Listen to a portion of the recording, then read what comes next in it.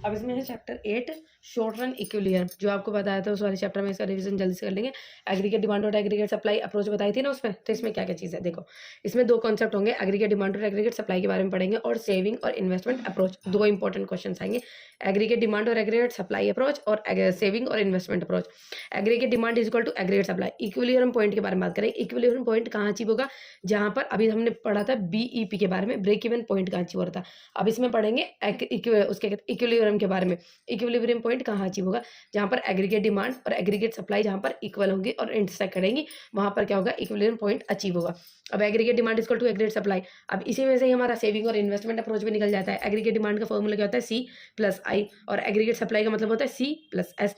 अब जैसे AD equal to ऐसा, सी में से सी कट गया, आई और एस बचा, तो क्या हो जाएगा, सेविंग और इन्वेस्टमेंट अप्रोच। तो दो चीज़ें पढ़ेंगे, एग्रीगेट डिमांड और एग्रीगेट सप्लाई अप्रोच और सेविंग और इन्वेस्टमेंट अप्रोच। ये देखो, ये इसमें इनकम दी हुई है, अब फिगर बना लेंगे ये बनाने के लिए। इनकम दी हुई है, कंजप्शन हमारा ये जो पिछला हमने देखा था वही कंजप्शन, इनकम नहीं होने के बाद भी कुछ ना कुछ कंजप्शन है। इन्वेस्टमेंट है जो आपकी 2020 सेम लेवल रहेगी। सेविंग हम निकाल लेंगे इसमें से, इनकम में से जब कंजप्शन माइनस कर देंगे तो सेविंग निकल जाएगी। ऐसे ही एडी निकल जाएगा, AD equal to C plus I, इसका फॉर्मूला है, और A S equal to C plus S, इसका फॉर्मूला है ये, ठीक है। AD equal to C plus I, या तो इनकम का हम पार्ट या कंज्यूम करेंगे या फिर इन्वेस्ट करेंगे, और एग्रीगेट सप्लाई या तो इनकम का हम जो पार्ट है या तो कंज्यूम करेंगे या फिर सेव करेंगे, ठीक है।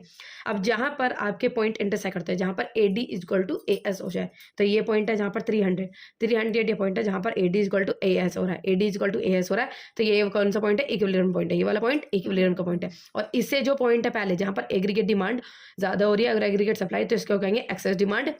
एक्सेस डिमांड ये वाला पॉइंट है जहाँ पर एग्रीगेट डिमांड ज़्यादा होती है और एग्रीगेट सप्लाई कम होती है। और ये वाला हो जाता है डिफिशिएंट डिमांड का, जहाँ पर एग्रीगेट सप्लाई ज़्यादा होती है और एग्रीगेट डिमांड कम हो रही है। देखो, एक्सेस डिमांड एडी ज़्यादा है, ए एस कम है, यहाँ पर एडी कम है और ए एस ज़्यादा है, ठीक है। और यहाँ पर सेविंग इन्वेस्टमेंट अप्रोच भी देखो यहाँ पे आ जाएगा, जहाँ पर 20 है, सेविंग और इन्वेस्टमेंट यहाँ इंटरसेक्ट कर रहे हैं, ये आपका सेविंग और इन्वेस्टमेंट अप्रोच आ जाएगा। अब इसमें देख लो, फिगर बनेंगे, ये वाला पॉइंट है, एग्रीगेट सप्लाई हमारी बढ़ती है, इनकम और एग्रीगेट सप्लाई दोनों एक ही हो जाती है ये, ठीक है। इनका इन जो पॉइंट है ये रहा, ऊपर की तरफ बढ़ेगा, इनकम के साथ इनकम बढ़ेगी तो ऊपर बढ़ेगा। अब एग्रीगेट सप्लाई का जो इसका फिगर इस तरफ रहेगा, क्योंकि इसमें कंजप्शन भी आ रहा है और कंजप्शन का कर्व हमेशा यहाँ से स्टार्ट होता है, ठीक है। तो यहाँ से स्टार्ट हुआ एग्रीगेट सप्लाई, ये बन गया, ठीक है, दोनों पर। अब जहाँ पर एडी और ए एस इंटरसेक्ट करते हैं, ये वाला इक्विलिब्रियम पॉइंट हो जाएगा, AD equal to A S. जो इससे वाले पॉइंट होंगे ये क्या हो जाएंगे आपके, एक्सेस डिमांड, ये वाले डेफिशिएंट डिमांड, जहाँ पर एडी ज़्यादा ए एस है, यहाँ पर एडी कम है ए एस से, ठीक है। ये हो जाएगी इक्विलिब्रियम पॉइंट। अब ये दिख गए आपको। अभी यहीं से हमने क्या निकाला, सेविंग वाला कर्व निकाल लिया। सेविंग कर्व फिगर बनाएंगे, नेगेटिव लाइन से स्टार्ट होगा ये पॉइंट, और इसमें क्या दिखाएंगे हम, इन्वेस्टमेंट। हमें क्या बनाना है, एस आई अप्रोच बनाना है, तो इसमें इन्वेस्टमेंट भी दिखेगी। इन्वेस्टमेंट आपको पता है ऑटोनोमस इन्वेस्टमेंट तो पैरेलल होगा, सेविंग हमारा नीचे से इंटरसेक्ट, तो जहाँ पर एस और आई इंटरसेक्ट करते हैं वो क्या हो जाएगा, इक्विलिब्रियम पॉइंट हमारा हो जाएगा।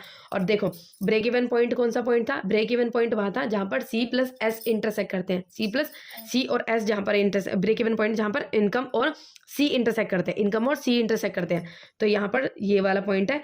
ये हमने अगर कंजप्शन कर्व इसके नीचे से निकाला, तो जहाँ पर इनकम और कंजप्शन इंटरसेक्ट करेंगे तो ये ब्रेक इवन पॉइंट, इसका ब्रेक इवन पॉइंट वो होगा जहाँ पर इनकम और कंजप्शन इंटरसेक्ट करेंगे। इक्विलिब्रियम पॉइंट वो होगा जहाँ पर एडी और ए एस इंटरसेक्ट करेंगे, ठीक है। ऐसे ही यहाँ पर एस आई जहाँ पर इंटरसेक्ट करेंगे वो इक्विलिब्रियम पॉइंट होगा। ब्रेक इवन पॉइंट वो होगा जहाँ पर जो एस इज इक्वल टू 0 होगा यहाँ पर, ठीक है, ये जगह ब्रेक इवन पॉइंट। तो समझ में आ गया ये चीज़ें, ठीक है, दोनों चीज़ें।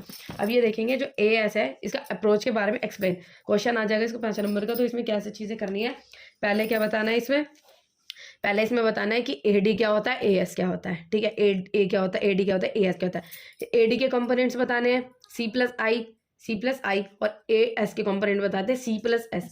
इनको एक्सप्लेन कर देना। उनको एक्सप्लेन करने के बाद आप टेबल बनाओगे, टेबल बनाने के बाद आप फिगर बनाओगे, फिगर बनाने के बाद फिगर को एक्सप्लेन करोगे उसके एक एक कंपोनेंट के बारे में। जैसे फिगर में आप पहले इसको एक्सप्लेन करोगे, एडी को एक्सप्लेन करोगे आप कि AD is equal to C plus I होता है, और ये हमारे यहाँ से स्टार्ट होता है, और ये जैसे हमारी इनकम है उसके साथ थोड़ा बहुत जो है बढ़ता चला जाता है। फिर आप ए एस को एक्सप्लेन करोगे, ए एस को आप बताओगे कि ये इनकम के बराबर होता है, उसको शो कर देना कैसे बराबर होता है, इनकम के साथ ये बढ़ता चला जाता है, ठीक है। फिर इसको आप इंटरसेक्ट करने के पॉइंट बताओगे कि कहाँ पर ये इंटरसेक्ट करता है। ये पूरा पॉइंट ये 6 नंबर का है, 5 नंबर का होगा। ऐसे ही एस आई को एक्सप्लेन करना है, एस आई की डेफिनेशन बतानी है, एस आई कैसे निकला वो बताना है, फिगर बनाना है, और उसके नहीं है टेबल बनाना है, उसके बाद फिगर बनाना है, उसके बाद फिगर को एक्सप्लेन करना है, ठीक है।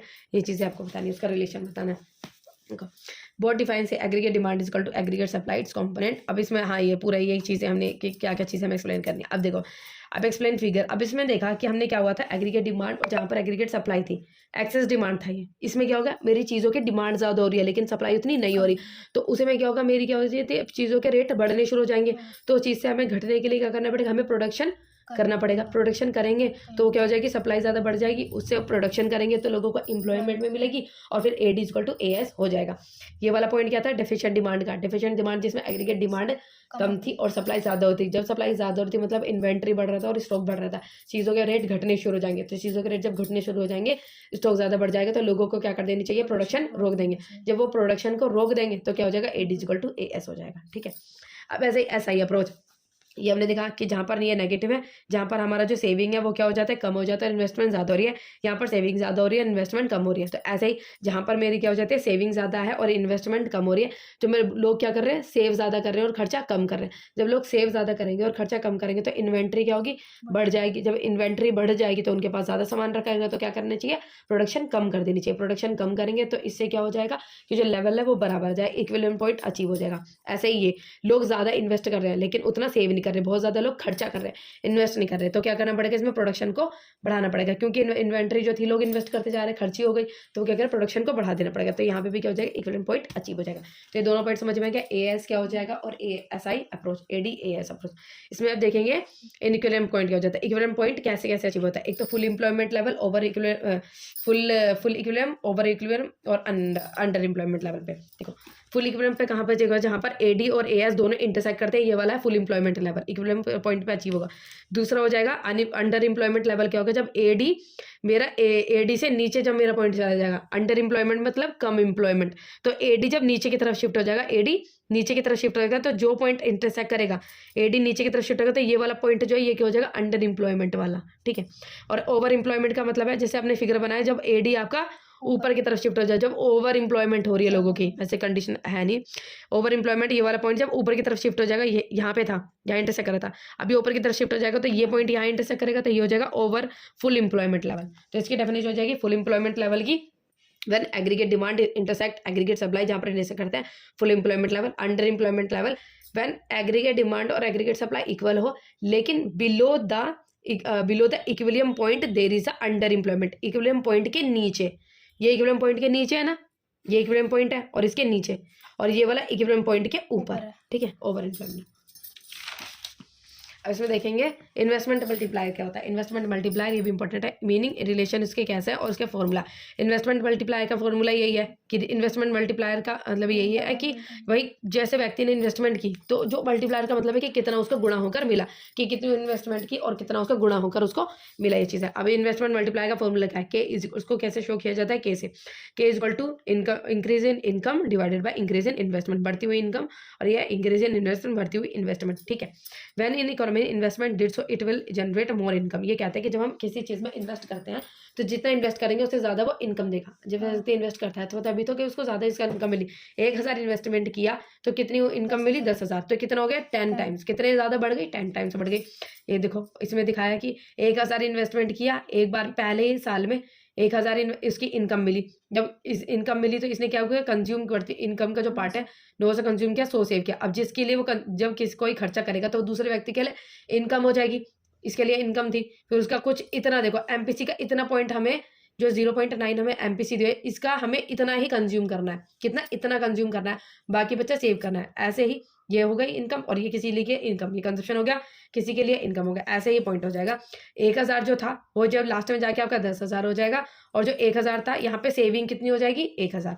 तो ये एक पॉइंट है जहाँ पर इक्विलिब्रियम क्या कहते हैं IS is equal to I हो जाएगा, saving is equal to investment. ये पॉइंट है जहाँ पर आपने इन्वेस्ट किया इतना और यहाँ पर सेविंग, दोनों क्या हो गए एक पॉइंट आ जाएगा बराबर हो जाएगा, दोनों टाइम्स है कि के बट। अब इसका फॉर्मूला ये भी है K is equal to 1 divided by 1 minus MPC, इसका फॉर्मूला है।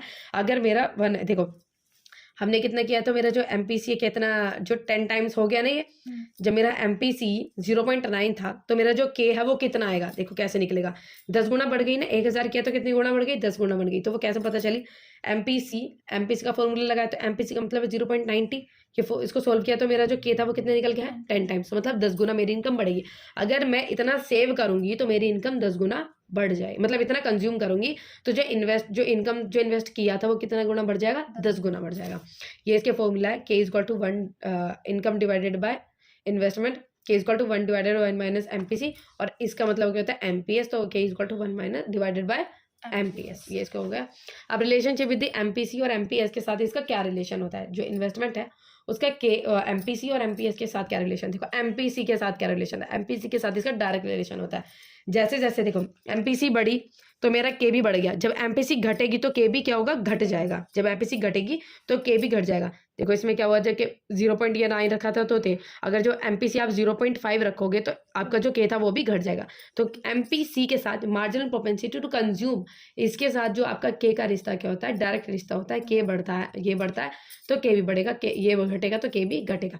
और एमपीएस के साथ इसका कितना रिलेशन होता है, इनवर्स रिलेशन, एमपीएस के साथ नेगेटिव एमपीएस, क्योंकि भाई हम सेव करेंगे तो इन्वेस्टमेंट कैसे कर लेंगे, जब हम कंज्यूम करेंगे तो खर्चा करेंगे तो ज़्यादा इन्वेस्ट करेंगे, लेकिन जब मैं सारी पार्ट है सेव कर लूंगी, क्योंकि एमपीएस है, देखो सही समझ लेना कि एमपीएस है तो क्या रिश्ता होगा, सेव करूंगी तो ज़्यादातर इन्वेस्टमेंट में कहाँ करूंगी, और इन्वेस्टमेंट में मल्टीप्लायर कैसे होगा, है ना, जब मैं इन्वेस्ट नहीं करूँगी तो इन्वेस्टमेंट मल्टीप्लायर कैसे होगा, तो इसका इनडायरेक्ट रिलेशन है। अगर आपने ज़्यादा सेव किया तो इन्वेस्टमेंट कम होगी और के भी कम होगा।